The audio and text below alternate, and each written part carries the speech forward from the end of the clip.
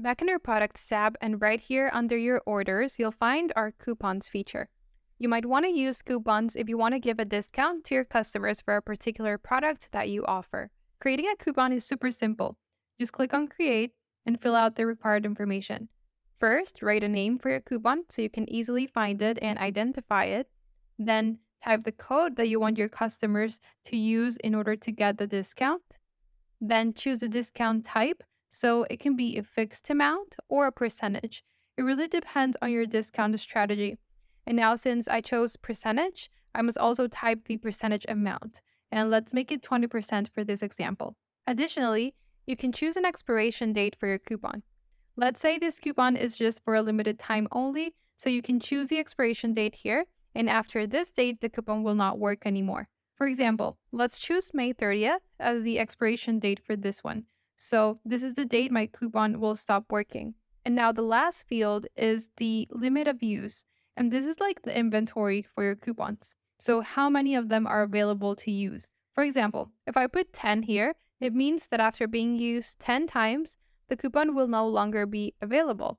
So if someone tries to use it for an 11th time, it will not work for them. Now you just need to click Save and the coupon will be added to the list and is active, as you can see.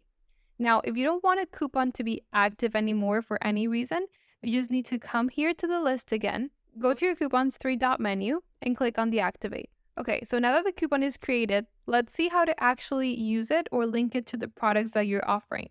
So the first thing you would do is choose a funnel where you're selling your offer and then add it to your order form. So let's open an order form here. And if I want my coupon to work here, I would just click on the plus button here right next to coupons, look for it on the list, we'll name it test, so here it is, and save.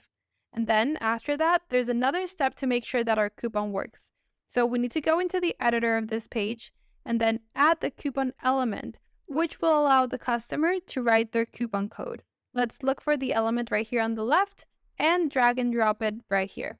This way, when someone is about to check out, they'll be able to apply their coupon and get their discount. And finally, let's check if everything is working. So here's the full price for this offer. This is a physical product. So if I wanted to buy this t-shirt with a discount and I know a coupon code, that I would just type it right here. If I put a random word, it will not work.